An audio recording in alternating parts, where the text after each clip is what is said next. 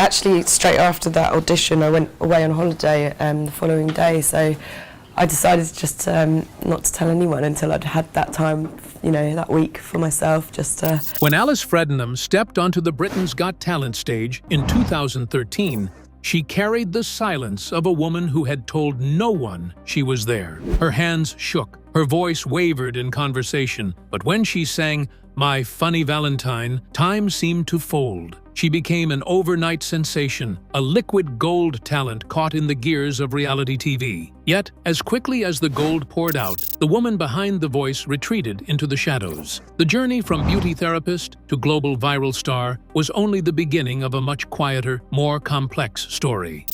The dual audition, a tale of two stages. The geography of British television is often a minefield for the uninitiated, and in 2013, Alice Fredenham found herself standing at the center of a unique cross-channel collision. To understand why Alice's story took such a sharp turn toward the shadows, one must first look at the week that redefined her public identity. It was a week where she appeared on the BBC's The Voice UK and ITV's Britain's Got Talent nearly simultaneously, a feat of timing that was less a calculated strategy and more a cruel twist of production scheduling. On The Voice UK, the narrative was one of rejection. Alice stood before the four iconic red chairs performing "The Lady is a Tramp." In that edit, she appeared collected, her voice steady, her demeanor professional. But none of the coaches, William, Jessie J, Tom Jones, or Danny O'Donoghue, turned around. They spoke of technicalities and missing sparks. Alice walked off that stage with the quiet grace of someone who had tried and failed, a common enough story in the meat grinder of reality television. However, just days later, the British public saw a completely different Alice Fredenham on Britain's Got Talent. This Alice was trembling. She was a beauty therapist from Hertfordshire who had told no one she was auditioning, not even her parents. Her nerves were so visceral they felt like a fifth judge on the panel. When she sang "My Funny Valentine," it wasn't just a vocal performance, it was a breakthrough. The contrast was so stark that the British tabloids immediately smelled blood. The fake nerves controversy was born. Critics and Twitter skeptics began a forensic analysis of her two appearances. How could she be so confident on the BBC and so fragile on ITV? The media machine, which had initially built her up as a liquid gold discovery, began to pivot toward a more cynical angle. Was Alice Fredenham an actress? Was her stage fright a gimmick designed to pull at the heartstrings of Simon Cowell and the voting public? For Alice, the reality was far more nuanced and human than the pawn in a ratings war narrative suggested.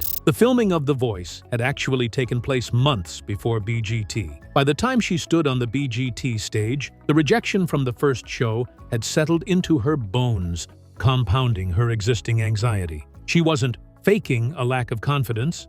She was living the aftermath of a public failure. The confidence seen on The Voice was a mask that had since shattered. She later admitted in interviews that she felt like a pawn between the two shows. The BBC and ITV were locked in a fierce battle for Saturday night dominance, and Alice's dual appearance became the primary ammunition. While BGT producers defended her, claiming they had no idea she had filmed for a rival show, the damage to Alice's psyche was already underway. She had gone from a quiet beauty therapist to a national talking point, not just for her talent, but for her integrity. This period was the first time Alice experienced the double-edged sword of the spotlight. In the world of reality TV, you are rarely allowed to be a complex human being with fluctuating moods and varying levels of confidence. You are a character with a journey. When Alice's journey didn't follow a linear path of constant improvement, the audience's trust wavered. This pressure cooker environment, where your every blink and tremor is scrutinized for authenticity, began to sour the dream before it had even truly begun. The irony of the dual audition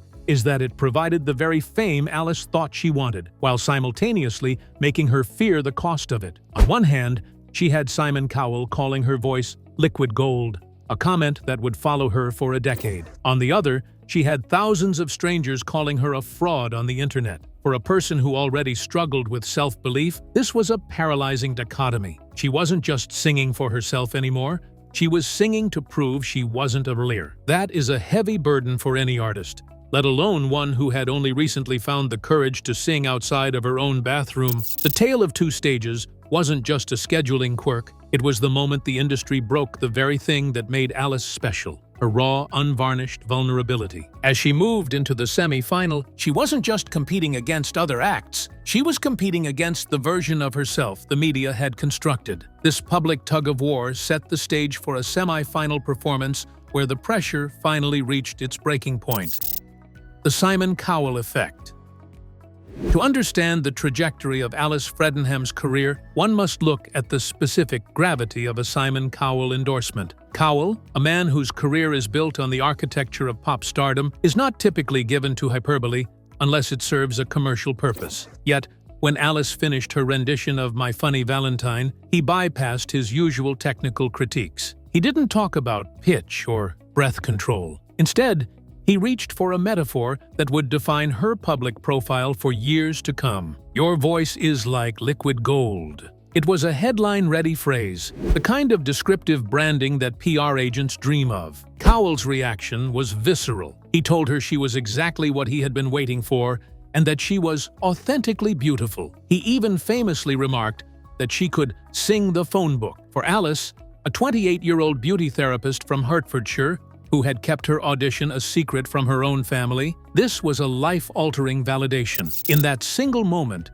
she was transformed from a nervous amateur into a premium product with world-class potential. However, the Cowell effect is a double-edged sword. While it grants immediate global visibility, it also sets an impossibly high bar for everything that follows. When a talent is labeled as perfect or gold in their first public outing, the narrative shifts from discovery to maintenance. For an artist who already confessed to crippling self-doubt and stage fright, this wasn't just an invitation to success, it was a demand for constant flawlessness. The label Liquid Gold became a benchmark that Alice had to hit every time she opened her mouth, creating a psychological weight that few newcomers are equipped to carry. Cowell's public defense of her during the ensuing controversy only intensified this pressure. When viewers noticed her more confident demeanor on The Voice UK, which, unbeknownst to many, had been filmed months earlier, accusations of fakery began to swirl. Cowell took to Twitter to defend her,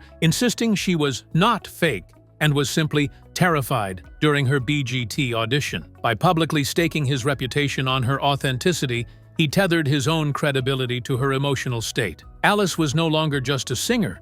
She was a representative of the show's integrity. This endorsement also brought commercial interest. Following the audition, entertainment giant Sony reportedly offered her a demo contract, and Cowell even upgraded his praise to liquid platinum during the live shows. Yet, this high-level corporate interest came with high-level corporate expectations. The transition from a small-town singer to a Sony-backed prospect happened in a matter of weeks. The Cowell effect had fast-tracked her into a world of contracts and industry scrutiny before she had even processed the reality of her newfound fame. Ultimately, being the chosen one of a media mogul like Simon Cowell means that your failures are just as public as your successes. The spotlight he shone on her was so bright that it left no room for the natural growth or the occasional mistakes that usually occur in a developing music career. For Alice, the praise was a dream realized, but the expectation it created was a shadow she would struggle to step out from. But even the strongest endorsements cannot shield an artist from the reality of the live semifinals, where the gold began to show its first cracks. The semifinal stumble. The transition from a pre-recorded audition to a live semifinal is perhaps the most brutal filter in the world of reality television. In the audition phase, a performer has the benefit of controlled lighting, kind editing, and the element of surprise. By the time Alice Fredenham reached the Britain's Got Talent live semi-finals in late May 2013, she was no longer a hidden gem from Harpenden. She was a national focal point, burdened by the weight of being the one to watch. The atmosphere in the studio was thick with an expectation that she would not only replicate her initial magic, but somehow transcend it. She took to the stage to perform Cry Me a River, a song famously interpreted by jazz greats like Ella Fitzgerald and Julie London. On paper, it was the perfect vehicle for her smoky, old Hollywood tone. However, as the performance unfolded, it became clear that the effortless poise of her first audition had been replaced by a visible, staggering anxiety. There were noticeable pitch issues, and her vocal delivery lacked the breathy confidence that had previously mesmerized the judges. Now you say you're sorry. Alice later provided a candid explanation for the lackluster performance, citing a high-pressure, last-minute change that occurred behind the scenes. She revealed to the Hertz advertiser that she had spent her rehearsal time preparing Over the Rainbow, a song she felt comfortable with and had fully internalized. However, on the very day of the semi-final, it was suggested that she switch to the jazz ballad Cry Me a River. With only a few hours to run through the new arrangement, she entered the live show feeling underprepared and psychologically adrift. The impact of this last-minute pivot was immediate. Alice admitted that the lack of rehearsal time caused her to lose her nerve mid-performance. "I just panicked," she later confessed, explaining that she hadn't even had the chance to properly learn the song's phrasing before the cameras started rolling. The vulnerability that had been her greatest asset in the auditions now manifested as genuine distress. As the final notes faded, she was visibly emotional, a stark contrast to the goddess persona the judges had originally bestowed upon her. The judges' reactions were a mix of professional critique and personal empathy. While they acknowledged the technical slips, they remained supportive of her long-term potential. Simon Cowell, maintaining his belief in her commercial viability, noted that there was still a real place in the market for an artist of her caliber. Alicia Dixon and Amanda Holden urged her to find self-belief, with Amanda describing her presence as mesmerizing despite the errors. They saw a star who was simply being overwhelmed by the machinery of the competition. The performance wasn't enough to secure her a spot in the final. Alice finished fourth in the public vote for her semi-final night, narrowly missing out on the top three. The results revealed that while 12.3% of the public still backed her, the momentum had shifted toward more consistent acts, like Jack Carroll and Gabs. She left the competition that night in tears, but with a sense of relief that the intense scrutiny of the show was finally over. The semi-final stumble was a defining moment. It was the day the secret singer realized that the spotlight could be as cold as it was bright. With the competition behind her, Alice turned away from the television cameras and toward the grueling independent world of the recording studio. The crowdfunded dream. In the wake of her departure from the bright lights of Saturday night television, Alice Fredenham faced the daunting reality of the independent music industry. While the major labels had flirted with her potential, the actual path to a debut album required a level of financial and creative autonomy that the mainstream machine rarely provides. Turning her back on the traditional talent show trajectory of immediate, label-backed singles, Alice turned to the people who had championed her from the start, her fans. In 2015, she launched a Kickstarter campaign that would become the cornerstone of her post-show career. The goal was simple but ambitious: to fund the recording of a professional studio album. The response was a testament to the enduring impact of her liquid gold audition. Over 590 backers stepped forward, pledging a total of £40,075 to bring the project to life. This was not just a collection of small donations, it was a significant financial mandate from a global audience, particularly from the American market, where her performances had gained massive traction on YouTube. The recording process for what would become Under the Covers took place at the legendary Real World Studios, a facility renowned for its high-fidelity sound and artistic prestige. Unlike the rushed, pressurized environment of the Britain's Got Talent semifinals, the studio offered Alice the space to find her voice again. She worked alongside seasoned professional musicians to craft an album that leaned into her strengths, reimagining classic tracks with a soulful, jazz-infused sensibility. The resulting record, released in February 2017 through AF Records and Cherry Red, was a deliberate reflection of her influences. The track list featured a blend of contemporary hits and timeless standards, including her signature rendition of My Funny Valentine.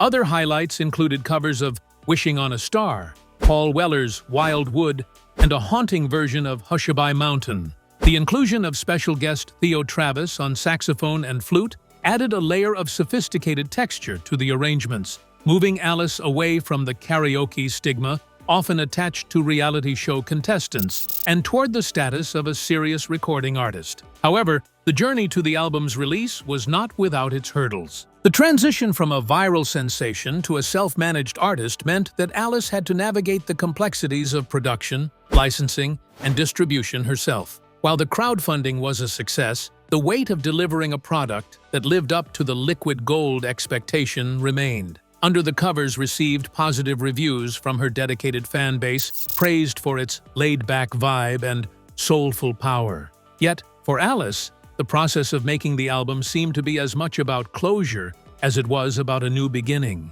By the time the CD hit the shelves, the initial fire of the 2013 spotlight had cooled into a steady, private glow. The album served as a beautiful, high-fidelity proof of what she could achieve when given the time and the right environment. But it also raised the question, was the independent grind of a recording artist what she truly wanted, or was she simply fulfilling a promise to the 598 people who had believed in her? As the promotional cycle for the album concluded, the singer who had once captivated millions began to make a much more personal choice about her future in the industry.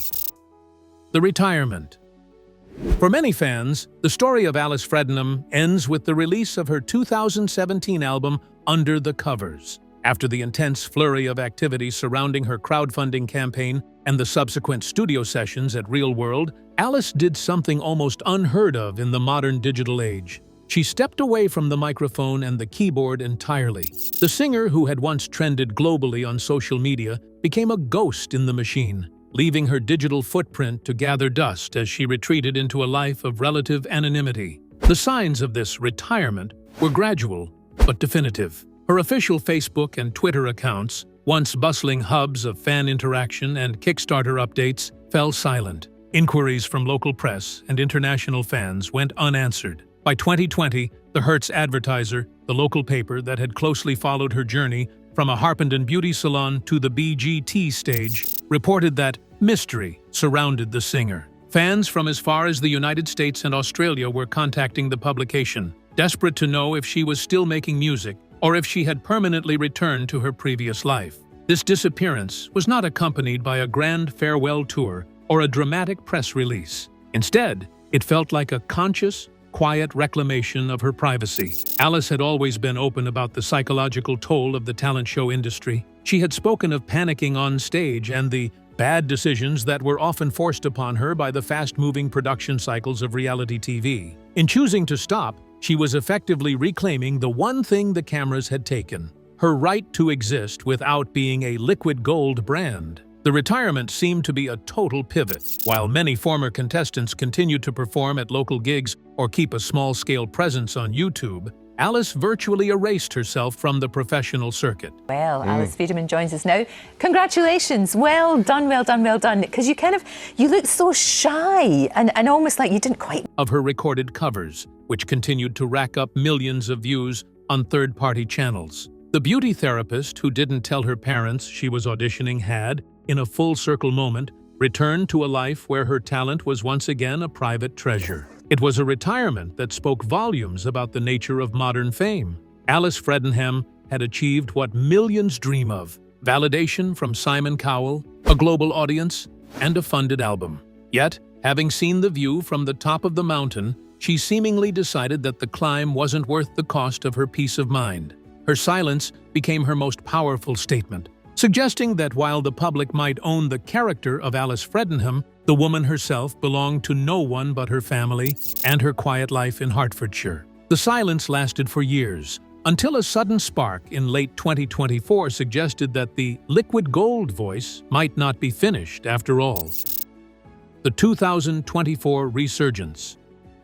For nearly 7 years, the liquid gold voice was a memory preserved in amber, a collection of YouTube clips and a solitary studio album that served as the final chapter of a brief, meteoric career. However, as 2024 dawned, the silence began to break in a way that few expected. Without the fanfare of a major label campaign or the manufactured drama of a television return, a new signal emerged from the static. On July 12, 2024, Alice Fredenham released a new single titled Air, signaling a quiet but definitive return to the industry she had once so resolutely left behind. The release of Air was a pivot in both style and strategy. Unlike the standards and covers that populated under the covers, this new work felt like a breath of fresh autonomy. It appeared on major streaming platforms like Spotify and Apple Music, catching the attention of a fan base that had never truly stopped looking for her. The track showcased a matured version of the Fredenham sound, still smoky and atmospheric, but possessing a new sense of groundedness. It was the sound of a singer who was no longer trying to meet the impossible liquid gold expectations of a talent show judge, but rather one who was finally singing for the sake of the song itself. This resurgence was met with immediate fascination across digital communities. On platforms like YouTube and dedicated music forums, news of the single spread like wildfire. Discussion threads that had been dormant for half a decade suddenly buzzed with a singular question: is she really back? The July 12th date became a milestone for those who had followed her journey since 2013, representing a bridge between the overwhelmed beauty therapist of the past and the independent musician of the present. By late 2024 and moving into 2025, it became clear that Alice was no longer interested in the mystery that had surrounded her disappearance. She was simply ready to be an artist again, albeit on her own terms. As we move through 2025, Alice's current status is one of active independence. She has avoided the pitfalls of trying to recapture the viral lightning of her first audition, opting instead for a low-key, digitally driven presence. The narrative has shifted from "where is she now?" to "what is she creating next?" While her official social media presence remains selective and focused on the work rather than the persona, the availability of new music suggests a significant shift in her relationship with the public eye. She has found a way to balance the privacy her label once cited as her primary wish with the undeniable pull of her creative gift. The 2024 to 2025 era of Alice Fredenham is perhaps the most authentic version of her story. She is no longer a pawn between rival networks, nor is she a product being molded for the mass market. The release of Air served as a manifesto of sorts, a declaration that her voice was not lost, just waiting for a moment that didn't feel like a competition. In the modern landscape of the music industry, where artists are often pressured to be content creators first and musicians second, Alice's slow, deliberate return is a rare example of an artist reclaiming their narrative after the machine has finished with them. This resurgence brings us to the final reflection on a journey that defied the standard blueprints of reality television stardom. The Digital Ghost. For nearly 7 years, Alice Fredenham existed as a digital ghost. Following the 2017 release of Under the Covers, the steady stream of updates from her management and social media channels slowed to a trickle, then stopped entirely. In an era where fame is maintained through a relentless cycle of content, Alice's refusal to participate was profound. Her label, Cherry Red Records, eventually issued a brief statement that served as a final shuttering of the windows. Alice has retired from the music industry and wishes to retain her privacy. For a voice once described as liquid gold, the silence was heavy, leaving millions of YouTube viewers to wonder if the beauty therapist from Harpenden had simply closed the door on the dream forever. However, the reality of an artist's journey is rarely as linear as a retirement announcement suggests. Behind the scenes, the period between 2018 and 2023 was one of necessary decompression. Alice had transitioned from a private citizen to a national talking point in a matter of weeks, a journey that involved not just the success of BGT, but the bruising tabloid fake nerves controversy and the subsequent weight of a £40,000 crowdfunding mandate. The retirement wasn't a rejection of music itself, but a rejection of the industry, the contracts, the expectations, and the loss of self that comes with being a product. The first sign that the gold hadn't stopped flowing came in early 2024. Without a press tour or a televised return, a new track titled Air began to appear on streaming services in July. It was a release that felt distinctly different from her previous work. While her debut album had been a collection of covers, a beautiful, if safe, fulfillment of a fan-funded promise, Air represented a more contemporary, atmospheric direction. The smoky, sultry jazz tones were still present, but they were layered over a more modern production that prioritized mood over mainstream appeal. It was the sound of a woman who had spent years finding her own frequency away from the noise of the studio audience. This 2024 resurgence serves as a bridge into 2025, marking a new chapter where Alice is no longer a contestant. By bypassing the traditional gatekeepers and releasing music on her own terms, she has effectively dismantled the power dynamic that once caused her so much distress. The liquid gold metaphor has evolved. Gold is no longer something she is yielding to judges, but something she is refining for herself. As we look at her current status, it is clear that Alice Fredenham didn't just disappear. She retreated to rebuild a version of herself that could survive the light. The legacy of a voice. The story of Alice Fredenham is often framed as a cautionary tale about the pressures of reality television, but viewed through a longer lens, it is actually a story of profound resilience. She arrived on our screens as a beauty therapist with a secret talent, was bestowed with the weight of liquid gold, and had to navigate a public failure in the semi-finals while the world watched. Many would have let that be the end of the book, retreating permanently from a world that felt too abrasive for a sensitive soul. Instead, Alice used the momentum of her viral moment to fund a professional record and, eventually, possessed the strength to step away when the noise became too loud. Her legacy is not defined by whether she won Britain's Got Talent, nor by the critiques of judges. It is defined by the fact that her audition remains one of the most watched in the show's history, with over 40 million views to date, a number that continues to grow in 2025. She touched a chord because she represented the raw, unpolished vulnerability that the industry often tries to smooth away. In an age of high-octane performances, she stood as a reminder that an artist's value is not measured by their proximity to Simon Cowell or their ranking in a public vote, but by the emotional truth they leave behind.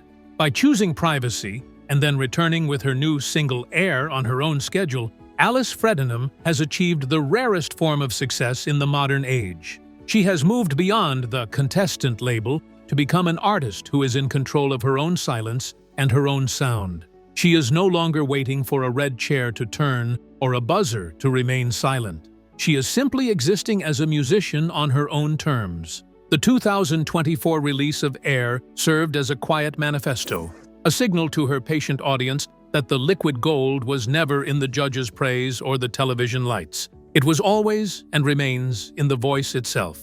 Her journey offers a vital lesson for the digital era. The spotlight may be fleeting, but the talent is permanent. Alice Fredenham didn't lose her way. She simply chose a path that the cameras couldn't follow. In doing so, she preserved the very thing that made us listen in the first place, a voice that feels like a shared secret, beautiful and unbought. If you found Alice's journey interesting, don't forget to subscribe so you never miss a deep dive into stories like hers.